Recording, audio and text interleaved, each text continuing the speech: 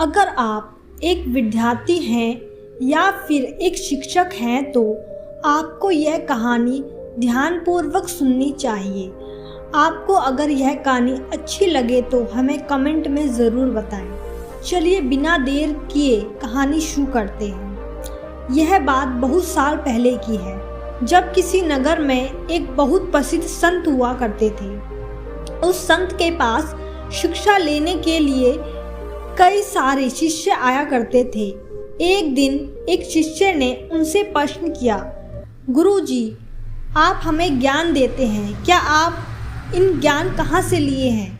क्या यह आप बता सकते हैं? कि इस बात को सुनकर उस शिष्य के सवाल पर मुस्कुराए और बोले, मेरे तो हजारों गुरु हैं। यदि मैं उनके नाम तुम्हें गिनाने बैठ जाऊं तो शायद महीना भी बीत जाए, लेकिन फिर भी तुमने मुझसे यह प्रश्न पूछा है तो मैं तुम्हें बताऊंगा कि मुझे किन किन लोगों से ज्ञान प्राप्त हुआ है। उसमें 3 गुरु सबसे महत्वपूर्ण हैं, जिनको मैं हमेशा याद करता हूँ। संत ने बोला, सबसे पहला गुरु मेरा एक चोर था। एक बार जब मैं रास्ता भटक गया था तो जब किसी दूर गांव में किसी जगह पहुंचा तो बहुत देर हो गई थी। सारे दुकान, सारे घर बंद हो चुके थे और मेरे रहने का कोई ठिकाना नहीं था। आखिरकार मुझे एक आदमी मिला जो एक दीवार में सेंध लगाने की कोशिश कर रहा था। मैंने उससे पूछा, मैं एक मुसाफिर हूँ, मैं कहाँ ठहर सकता हूँ? यहाँ ठहरने का कोई जगह नहीं है और मेरे पास रहने का भी कोई बसेरा नहीं है। क्या आप मेरी मदद कर सकते हैं? वह व्यक्ति बोला, आधी रात हो गई है, आपको इस समय कहीं आश्रम भी नहीं मिलेगा और लेकिन आप चाहो तो आप मेरे साथ रह सकते हो। लेकिन देखो भाई, मैं एक चोर हूँ, अगर एक चोर के साथ रहने में आपको कोई आपत्ति नहीं होगी तो आप मेरे साथ रह सकते हैं। संत फिर आगे बोले, वह आदमी इतना प्यारा था कि मैं उसके साथ 1 महीने तक रह गया। वह व्यक्ति हर रात मुझे कहता कि मैं अपने काम पर जा रहा हूँ, कृपया आप प्रार्थना करो कि मेरा काम सफल हो जाए। जब वह चोर काम से आता तो मैं उससे पूछता कि कुछ तुम्हें मिला? तो वह कहता, आज तो कुछ नहीं मिला, लेकिन अगर भगवान ने चाहा तो जल्द जरूर कुछ मिलेगा। वह कभी निराश, कभी उदास नहीं होता था और हमेशा मस्त रहता था। संत ने फिर आगे कहा, जब मुझे ध्यान करते सालों बीत गए और मुझे कुछ हासिल नहीं हुआ, ऐसे समय में बार बार उस चोर को याद करके सोचता था कि नहीं, साधना छोड़ देने का जो विचार मेरे मन में आ रहा है वह गलत है। भगवान अगर चाहेंगे तो जल्दी ही मुझे ज्ञान की प्राप्ति होगी।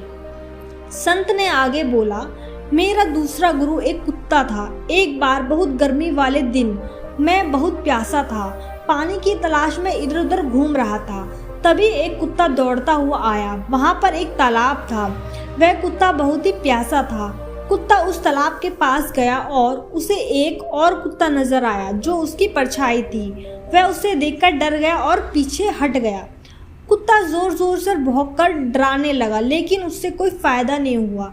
कुत्ता बार बार तालाब के पास जाता और भौंकता, लेकिन प्यास लगने के कारण वह कुछ भी पानी नहीं पी पाता, क्योंकि वह उस कुत्ते को देखकर डर जाता था जो उसकी ही परछाई थी। अंत में अपने डर के बावजूद भी वह तालाब में कूद पड़ा और उसे कूदते ही वह परछाई गायब हो गई। उस कुत्ते के साहस को देखकर मुझे बहुत बड़ी सीख मिली। अपने डर के बावजूद व्यक्ति को छलांग लगाकर अपनी सफलता को प्राप्त करना चाहिए। सफलता उसे ही मिलती है जो व्यक्ति डर का साहस के साथ मुकाबला करता है।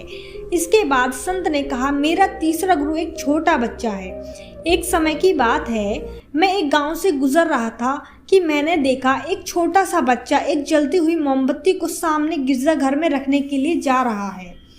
मैंने उससे मजाक में ही पूछा, क्या यह मोमबत्ती तुमने जलाई है? छोटे बच्चे ने मासूमियत से जवाब दिया, हाँ मैंने जलाई है।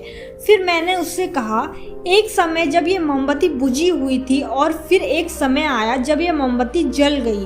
क्या तुम मुझे वह रोशनी दिखा सकते हो जहाँ से वह ज्योति आई है?